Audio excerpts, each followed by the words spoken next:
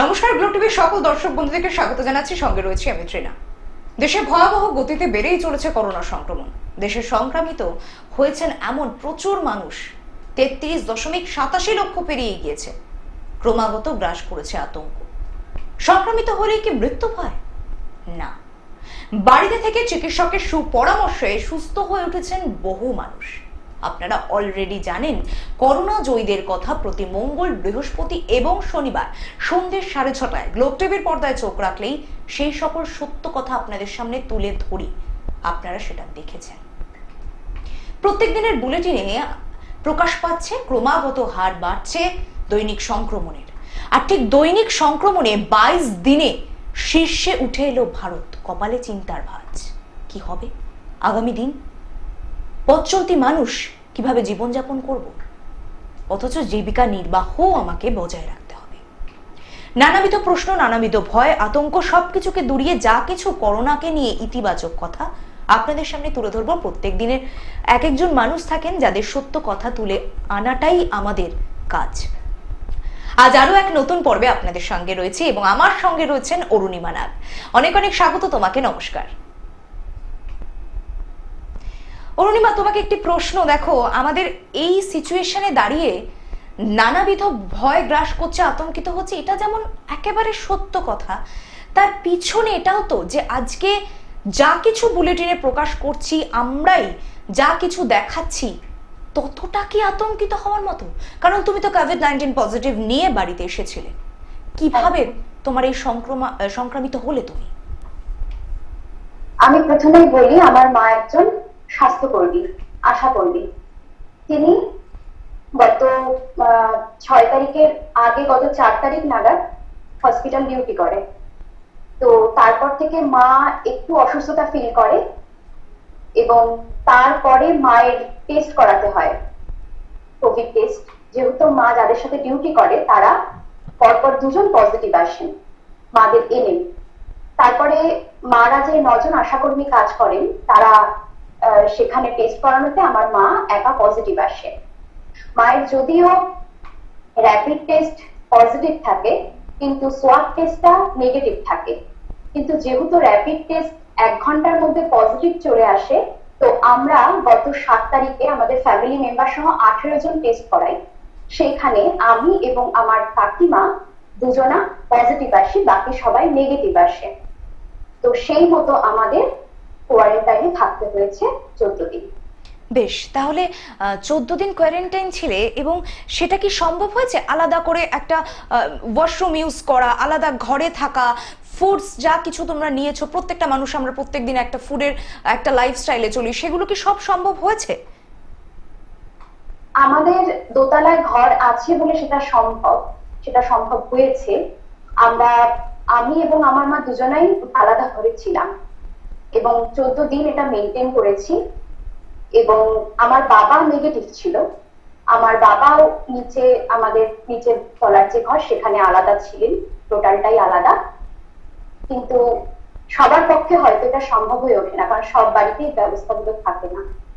একেবারেই তাই। এবং এই যে আজকে তোমার মা প্রথম সারির মানুষদের মধ্যে একজন ধরি, তার কারণ তিনি তার জীবনকে একেবারে বাজি রেখে যে পথে নেমেছেন, তিনি তার জায়গায় অটুট ছিলেন, তাতে আজকে কোভিড পজিটিভ হয়েছেন। আজকে এরকমও কিছু চিত্র ফুটে উঠেছে যে আমরাই তাদের কুর্নিশ জানাচ্ছি ফুল দিয়ে, ফুলের বোকে দিয়ে। আবার এমনও চিত্র ফুটে উঠেছে যা আমরাই তুলে ধরেছি, তা হচ্ছে আমরাই কিন্তু তাদেরকে অচ্ছুত বলে সরিয়ে রেখেছি, বাড়ির জানালা দরজা বন্ধ করে দিয়েছি। কি প্রতিক্রিয়া দেখেছো প্রতিবেশীদের? এইটা একটা খুব ভালো কোশ্চেন। প্রতিক্রিয়া বলতে প্রতিবেশীরা আমাদের একদম পাশে যারা আছে তারা 14 দিন কেন 16 দিন মতো ঘরের জানালা বন্ধ করে রেখেছিল এবং তারা আমাদের দোতলায় যেখানে ছিলাম তাদের পাশে ছাদ, তারা সেই কয়েকদিন ছাদে আসেনি, জামা কাপড় মেলেনি। এবং প্রতিবেশীরা খবর খুব কম জনাই নিয়েছে, এটাও বলতে হবে। অনেকজন ভয়ে খবর নেওয়ার প্রয়োজন কিন্তু মনে করেনি। তবে তবু বলবো, আমার অনেক শুভাকাঙ্ক্ষী ছিলেন আমাদের সাথে, তারা প্রতি মুহূর্তে ফোনে খবর নিয়েছে, মনে সাহস দিয়েছে। যেটা কোভিড এর পক্ষে সব থেকে দরকারি, সেটা হচ্ছে মনে সাহস দেওয়া। তবে বোধহয় কোভিড খুব তাড়াতাড়ি জয় করা সম্ভব হয়। একদমই তাই, মানসিকভাবে অনেক স্টেডি থাকলে এই স্ট্রেসফুল লাইফে ওই আরেকটা স্ট্রেসকে আর আমি গ্রহণ করলামই নয়। এবং আরেকটা বিষয় দেখো, আজকে কোভিড পজিটিভ হচ্ছে, সেটা স্বাস্থ্য ভবন থেকে কি তোমাদেরকে জানানো হয়েছিল? হ্যাঁ, এবং স্বাস্থ্য ভবন থেকে প্রথম মায়ের যে র্যাপিড টেস্ট হয়, মা থেকে আসছি কারণ মায়ের র্যাপিড টেস্টটা 1 ঘন্টার মধ্যে টেস্টে পজিটিভ আসে, কিন্তু সেই দিন পারি মায়ের লালারস পরীক্ষা হয়, সেই রিপোর্টটা আসে একদিন বাদে, মানে মায়ের হয় 6 তারিখ, মা সেটা 8 তারিখে জানতে পারে, মায়ের আবার নেগেটিভ আসে। কিন্তু স্বাস্থ্য থেকে আমাদের যে পিওমেজ, তিনি মাকে ফোন করে জানান যে মায়ের র্যাপিড টেস্ট পজিটিভ। সেই সেই মতো সারা আমাদের বেথুয়াডাবরি ছোট জায়গা বললেও ভুল হবে, কিন্তু চারিদিকে রটে যায় এটা যে পজিটিভ, এবং তার ফলে আমরা প্রচন্ড একটা মানসিক প্রেশারের মধ্যে পড়তে থাকি। ক্রমাগত ফোন, ক্রমাগত একটা সবারই ভয় নিয়ে ফোন, এগুলো খুব খুব কঠিন ছিল সেই দিনটা হ্যান্ডেল করা। এবং সব থেকে বড় সমস্যাটা কোথায় জানো তো, একটা আমরা না এইভাবে ইন্ডিকেট করে দিচ্ছি ওই বাড়িটায় করোনা হয়েছে, অ্যাজ ইফ মনে হচ্ছে বাড়িটারও করোনা হয়ে গেছে, সাথে সাথে বাড়িটার পাশ দিয়ে গেলেও অ্যাজ ইফ যেন করোনা আমার ট্রান্সমিশন হয়ে যাবে বডি। সত্যি একটা অত্যন্ত বাজে মুহূর্তে, ক্রুশিয়াল টাইমের মধ্যে আমরা পড়েছি বলা চলে। এবং এই যে টেস্টটা করালে একটা প্রশ্ন উঠে আসে যে এরকমই তথ্য আমরা পেয়েছি, সত্যি কি মিথ্যা তা তুমি বলবে, সেটা হচ্ছে একজনের সম্ভবত ফ্রি টেস্টিং এর ব্যবস্থা করা হয়েছে, বাদ বাকি আর 5 জন মানুষ যদি একই পরিবারের টেস্ট করাতে যান তাহলে সেখানে একটা চার্জেস লাগছে। এমন কি কিছু ফেস করেছো? না, আমাদের বেথুয়াডাহরি সদর যে সাব সেন্টার, ওখানে এটা হচ্ছে। আর আমাদের বেথুয়াডাহরি গ্রামীণ হাসপাতালের যে যারা চাকরি করে বা আমার মা যে সদর সাব সেন্টারে আছে, সেই মারফত আমাদের এলাকার আশা মারফত আমাদের নামগুলো লিস্ট অনুযায়ী গেছে, এবং আমরা সেখানে গেছি, আমাদের টেস্ট করেছি, কোনো আমাদের পয়সা লাগে। বেশ, একটা পজিটিভ বার্তা আপনাদের সামনে তুলে ধরলাম, কারণ আমরা কথা দিয়েছিলাম যে এক একজন মানুষের সত্যি তারা যা ফেস করেছেন এই ক্রুশিয়াল মুভমেন্টে সেটাই তুলে ধরবো। এবং অরুণিমা, আরো একটি প্রশ্ন দেখো প্রাসঙ্গিকভাবে উঠে আসে, সেটা হচ্ছে ফুডস, যা নেসেসারি আইটেম কিভাবে তোমরা পেয়েছো, প্রশাসনিক স্তরে সেইভাবে হেল্প বা নোডাল অফিসারের সাথে যোগাযোগ করা, কি প্রসেসিং এগিয়েছিল সেই মুহূর্তে? হ্যাঁ, প্রথমত হচ্ছে বিওমিক্স যেহেতু খবর জানিয়েছিলেন, আমরা পজিটিভ, সেই মতো আমাদের তিনি বলে দিয়েছিলেন 14 দিন কোয়ারেন্টাইন থাকতে। কিন্তু যেটা হলো, কোয়ারেন্টাইন থাকার সময় আমাদের খাদ্য খাবারের একটু অসুবিধা হয়েছে প্রথম দিকে, কিন্তু আমাদের পরিচিতিটা একটু বেশি হওয়াতে আমাদের পরের দিন এক পার্টি মারফত আমাদের কাছে খাবার এসে পৌঁছায়, বিভিন্ন ফল, ডিম, দুধ, এগুলো এসে পৌঁছায়। কিন্তু যেটা হয়েছিল, দুধওয়ালা ভয়ে বাড়িতে দুধ দেওয়া বন্ধ করে দিয়েছে, কাজের লোক বাড়িতে আসা বন্ধ করে দিয়েছে, সেটা হয়তো খুবই স্বাভাবিক, যেহেতু রোগটা এতটাই ভয়ঙ্কর, সবাই ভয় পেয়ে যাচ্ছে। কিন্তু আমি বলবো যে খাদ্য খাবারের একটু সমস্যা দেখা দিয়েছিল, যেহেতু রোজ আমাদের প্রোটিনযুক্ত খাবার খেতে বলা হয়েছিল, যেমন মাছ, সেটার একটু অসুবিধা হচ্ছিল। এবং সব থেকে বড় কথা অরুণিমা, তোমার কি মনে হয় না যে কোথাও একটা প্রচার ব্যবস্থা বা সোশ্যাল মিডিয়া, সোশ্যাল নেটওয়ার্কিং এর জন্য কিছুটা হলেও দায়ী? কারণ যতটা না আতঙ্কিত তার বেশি আমরা আতঙ্কিত করছি কিনা? একদমই তাই, আমরা যতটা আমরা সোশ্যাল মিডিয়া থেকে আতঙ্কিত হচ্ছি, আজ আমার নিজের কোভিড হয়েছে বলে আমি বলবো যে এতটা সত্যি আতঙ্কিত হবার কিছু নেই। হ্যাঁ, যে মুহূর্তে আমি শুনেছিলাম যে আমার কোভিড পজিটিভ, সেই মুহূর্তে মনে হয়েছিল পায়ের তলা থেকে মাটিটা সরে যাচ্ছে, কারণ যে রোগটা সারা বিশ্বকে স্তম্ভিত করে রেখেছে, সেই রোগটা আমার নিজের হয়েছে। তো একটু তো ভয় পেয়ে গেছিলাম, কিন্তু আমাকে ভাবতে হয়েছে সেই মুহূর্তে না, আমাকে লড়তে হবে, যে মুহূর্তে আমি দুর্বল হব সেই মুহূর্তেও আমাকে চেপে বসবে।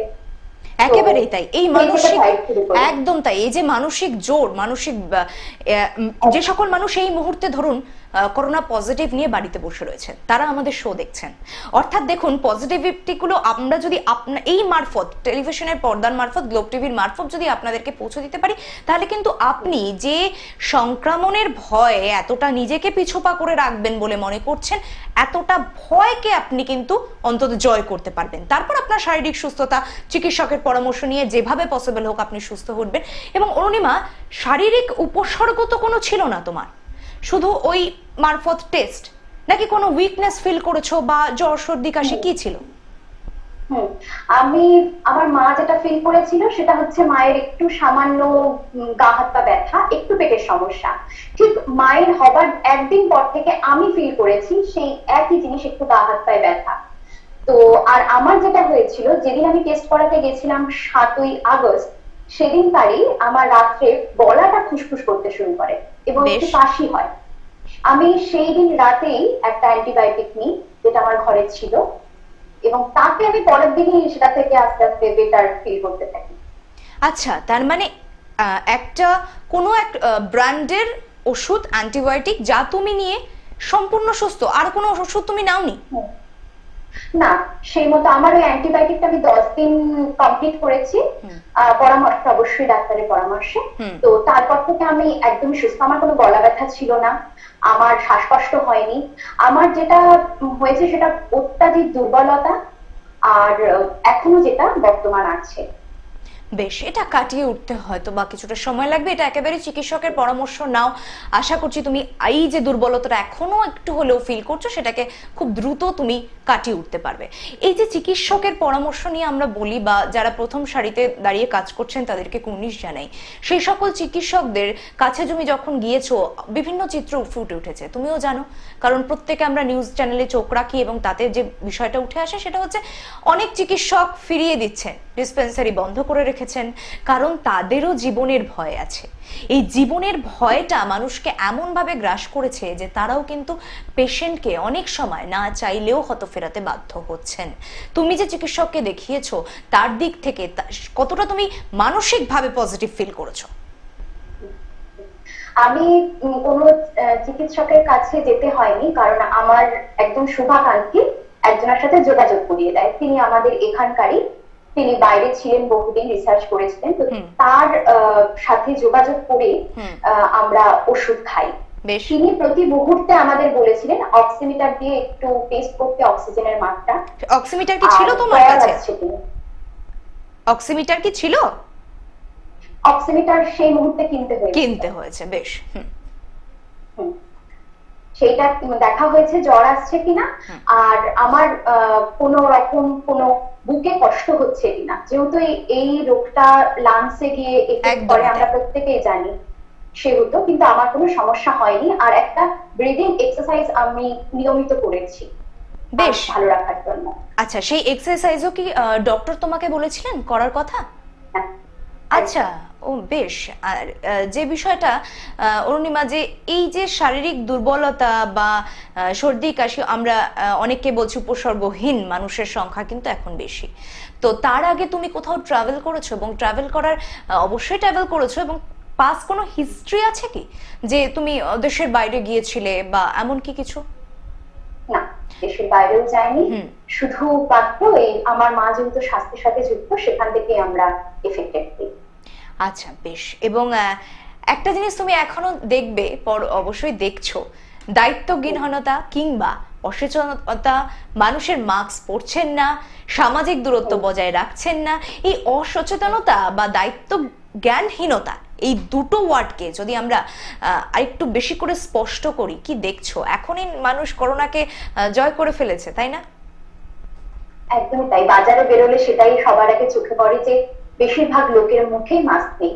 কিন্তু আমি যবে থেকে এটা ফলো করছি, মানে দেখছি যে রোগটা আমাদের এসছে, আমরা ফ্যামিলি মেম্বার সবাই এটা মেনটেন করা সত্ত্বেও কোনোভাবে আমরা এফেক্টেড হয়ে গেছি। মানে আটকানো যায়নি কিন্তু, স্যানিটাইজার দিয়ে হাত ধোয়া, সবকিছু বিধিনিষেধ মেনেছো? সমস্ত কিছু বাইরে থেকে এসে আগে হাত হ্যান্ড ওয়াশ দিয়ে হাত ধোয়া, এবং স্নান করে ফেলা, সেই জামা কাপড় গুলো কেচে ফেলা, এগুলো প্রতিটা মেনটেন করা সত্ত্বেও আমরা কিভাবে এফেক্টেড হয়ে গেছি। একদমই তাই। যেহেতু আমরা বলছি যে যতটা বেশি কন্ট্যাক্টলেস হওয়া যায়, কিন্তু ফিজিক্যালি কন্ট্যাক্টলেস হওয়াটা উচিত, মেন্টালি নয়। কিন্তু অনেক মানুষই ফেস করেছেন যে মেন্টালি, এবং তুমি দেখবে তোমার বন্ধু সমূহ বা বন্ধু স্থানীয় মানুষগুলোও না ওই মুহূর্তে সরে যাবেন। এবং আরো একটা বিষয় ফেস করা হয়েছে, তোমার মাকে এখন জয়েন করেছেন? মাকে জয়েন করতে বলা হয়েছে, মাকে আরেকবার সেকেন্ড টাইম যেহেতু টেস্ট করতে বলা হয়েছে, কারণ মা সেকেন্ড টাইম রিপোর্ট নেগেটিভ এসছে মায়ের, তার ফলে মা যাতে তাড়াতাড়ি জয়েন করতে পারে, তো সেটাই করেছে। এবং সেই দিকে জয়েন করার পর কি তোমার মায়ের কি শুনেছো, অভিজ্ঞতা কি বলছে, যে কলিগরা কি পিছনে সরে যাচ্ছে নাকি কলিগরা তাকে মানসিক সাপোর্ট করছে? এটা একটা ভালো কোশ্চেন। তো কিছু কিছু মানুষ, কিছু কিছু কলিগ বলছেন তুই কাছে আসিস না, একটু দূরে থাক, তোর তো এখনো যদি থেকে যায় কোনোভাবে, তোর তো আগের টেস্টও নেগেটিভ, এখনো নেগেটিভ, এরকম নানান কথা হচ্ছে। তো সেটা একটু মানসিক ভাবে তো আঘাত করছি। একেবারেই তাই। অরুণিমার সঙ্গে আমিও প্রত্যেক দর্শক বন্ধুদের এই বার্তাটাই তুলে দেব এবং আমার সাথে সহমত হবে অরুণিমা, যে আজকে যা কিছু পরিস্থিতির মধ্যে পড়েছি আপনি একা নন, আমরা প্রত্যেকটা মানুষ কিন্তু এভাবেই দিন গুজরান করছি। তারপরেও মানসিকভাবে যাতে আমাদের শ্রীবৃদ্ধিটা কন্টিনিউটি বজায় রাখতে পারে, এটা অনেক বেশি ইম্পর্টেন্ট।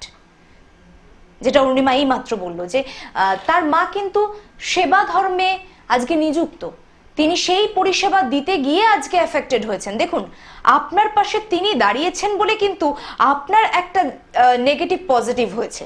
অথচ অরুণিমা, এই পজিটিভ নেগেটিভের খেলায় একটা জিনিস ভেবে দেখেছো, যে পরিষেবা দিতে গিয়ে আমরা প্রথম সারির মানুষগুলো আপনাকে সুস্থ রাখতে গিয়ে, আপনাকে ভালো রাখতে গিয়ে আজকে অসুস্থ হয়ে পড়ছি, তাদেরকে আপনারা দেখুন মানসিকভাবে কিন্তু জোর দিচ্ছেন না। তা অর্থাৎ এটাই পজিটিভ বার্তা যে আপনারা প্লিজ তাদের পাশে থাকুন। সামাজিক দূরত্ব বজায় রাখার কথা বলেছে, মেন্টাল ডিস্টেন্সিং এর কথা কিন্তু বলেনি।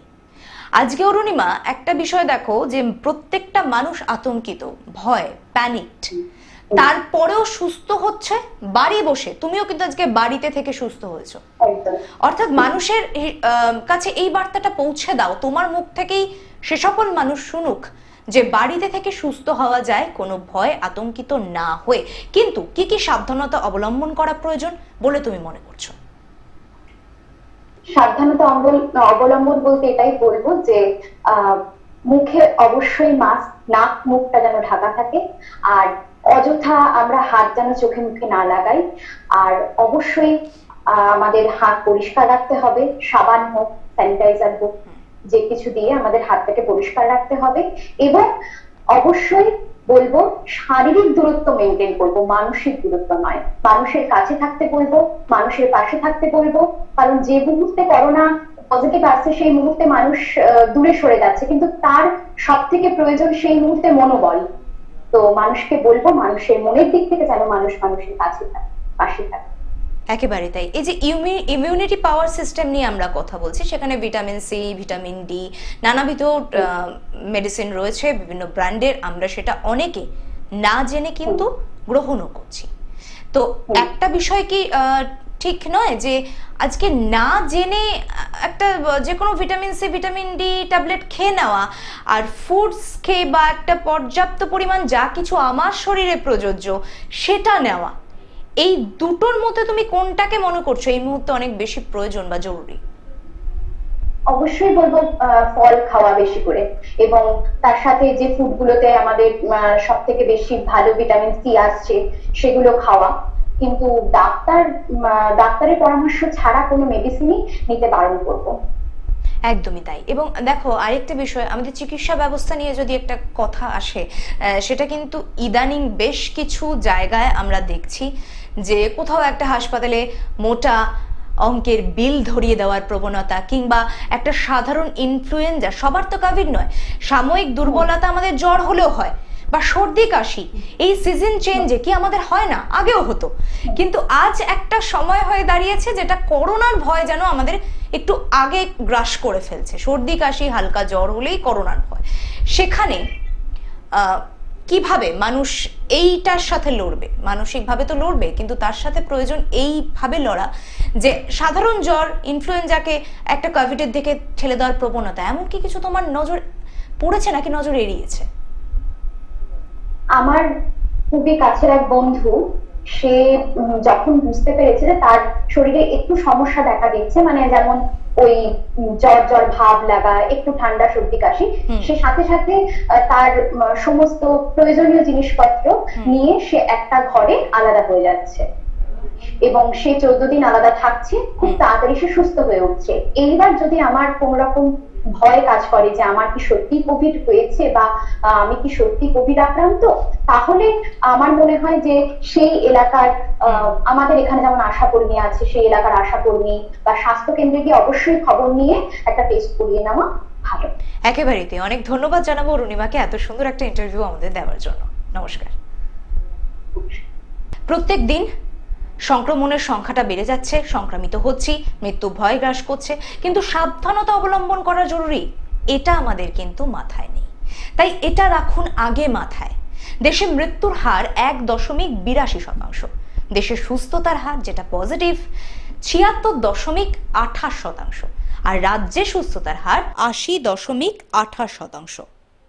অর্থাৎ দেখুন, যা কিছু না নেগেটিভ নিয়ে আমরা বেশি চিন্তিত বা গ্রাস করছে আতঙ্ক, তার থেকে অনেক ইতিবাচক কথা আছে যা আপনাদের কাছে আমরা দৃঢ় প্রতিজ্ঞ প্রতি মঙ্গল বৃহস্পতি শনি সন্ধ্যে 6:30 এক একজনের সত্যি কথা তুলে আনবো।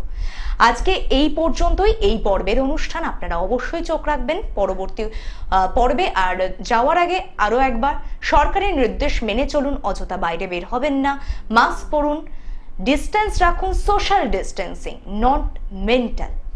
ভালো থাকবেন, সুস্থ থাকবেন, নমস্কার।